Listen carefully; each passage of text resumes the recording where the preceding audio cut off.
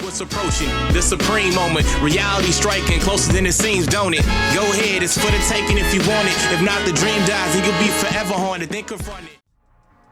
What's good? The weekend is finally here, and there were actually a few requests on this, so we'll go ahead and test out this TUR version of the Super Saiyan Goku that does Dokkan awaken into the final product, which is obviously the LR Super Saiyan God Goku unit. But a lot of people did ask about this, so let's go ahead and see how this dude performs. Of course, the leader skill is at this point not the finished product. That's not really what's important, but in overall stats, I mean, super attack is greatly raises attack and defense for one turn, causes supreme damage to enemy. Passive skills at the progression of its state, its attack increases 70%, defense increase of 10% up to 50%, and then per pure Saiyans or hybrid Saiyans category ally on the team, excluding self. And then, yeah, I mean, in terms of the stats itself, at this point, Rainbowed, I mean, 12,019 for HP, attack is 15,003, defense is 10,300.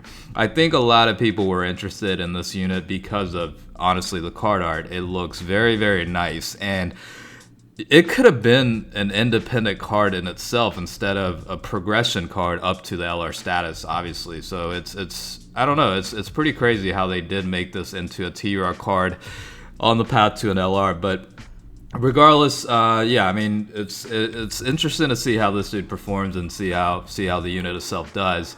A couple of things, as you heard in the passive skill, you are missing out on a couple of things that are present in the Super Saiyan God form or LR state, which is, you know, along with a higher attack increase and, you know, better boost overall, I mean, you are missing the high chance of evading enemy attacks. Apparently this does include super attacks. Initially, when the card stats came out, I believe it wasn't specified if it was super attacks or not. Maybe I'm just having a bad memory and this week has been hell with work, so maybe I just forgot about it. But back to the original point, high chance of evading enemies' attack and also high chance of performing a critical hit for 7 turns from the start of turn. Obviously that is missing in the TUR state, so you are not going to see this unit, you know, dodge attacks left and right like the Super Saiyan God Goku does. High chances, you know, it's an equivalent of, what was it? 50% chance, so I mean that is a pretty high percentage for both criticals and evading attacks. So, you know, missing out on that is quite a bit of skill set, you know, what's the word I'm looking for? Skill set missing, basically. So, you know, in terms of the team itself, of course it's going to be the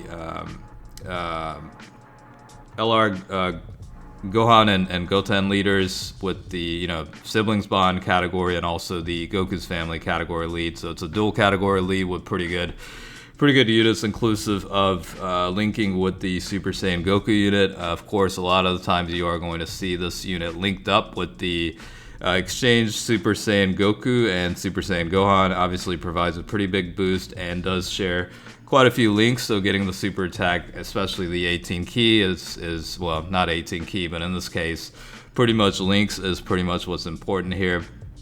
You know, back to the link for the TUR state, you do have Saiyan Warrior Race, that is 700 to attack.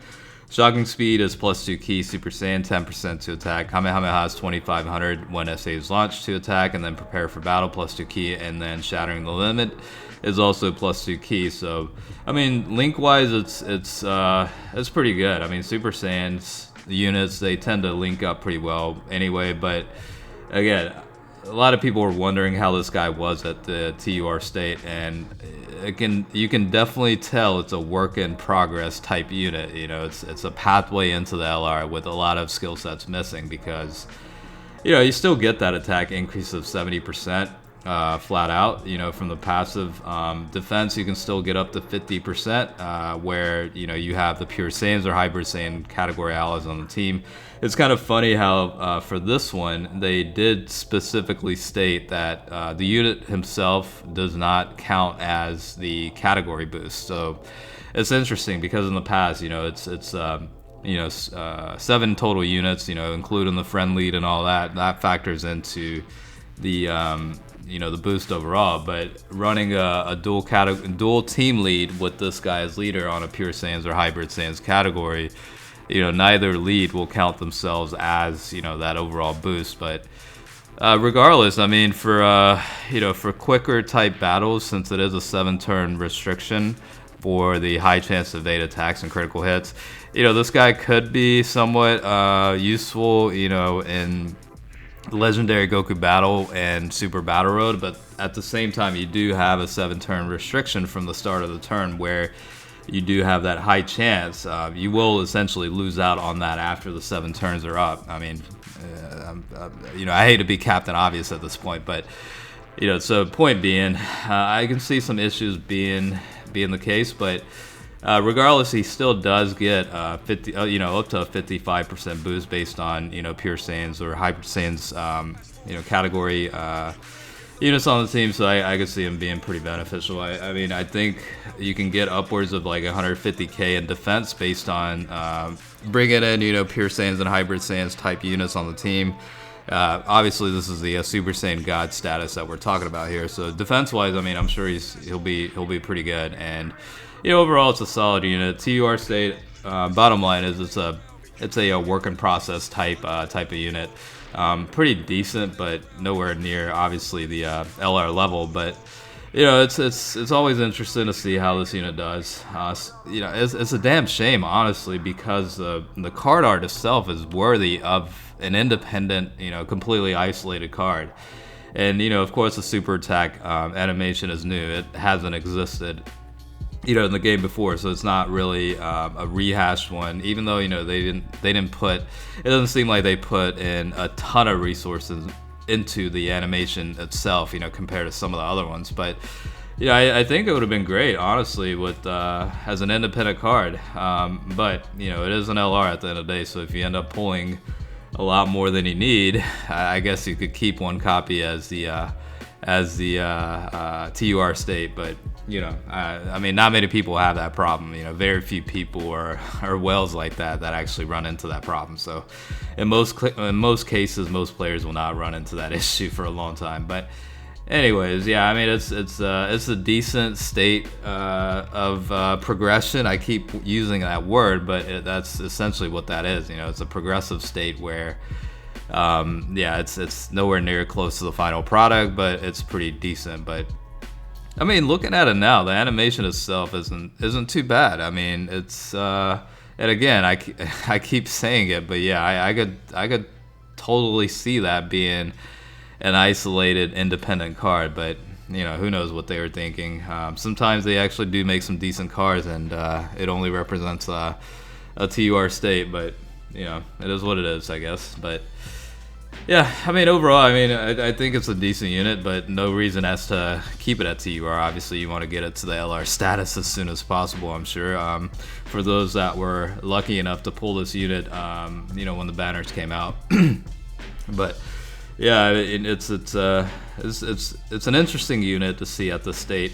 I think what would have made things a little bit more feasible if they at least gave this unit like a medium chance to dodge enemy attacks and medium chance to activate criticals. I think that would have been a lot more of a usefulness, I guess, at this state. But you're essentially only seeing the 70% to attack and defense up to 50% based on the team build, and that's pretty much the extent of it with the passive skills. So that's I mean, it's an okay unit at this point, but nothing worthy of maintaining it here instead of going to LR. So that's probably the best way to put it. Obviously, I think the biggest thing for this unit anyway is the fact that you do have that you finally have a category lead where it's pure Saiyans and hybrid Saiyans. That hasn't existed before, and I think a lot of people wanted that.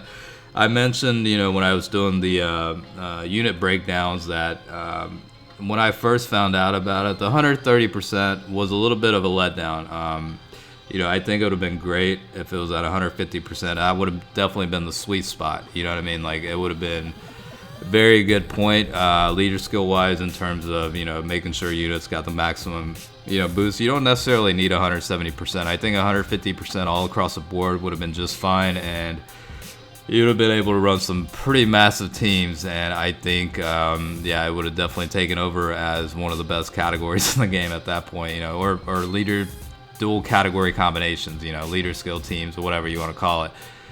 But yeah, I mean, that's pretty much the showcase for the 100% potential of the TUR Super Saiyan Goku that does Dokkan Awaken into the LR Super Saiyan God Goku. So hopefully you guys enjoy the video. I do have a couple of more content coming up, so definitely stay tuned for that. As always, thanks for watching, and I'll catch you guys later. All right, peace out.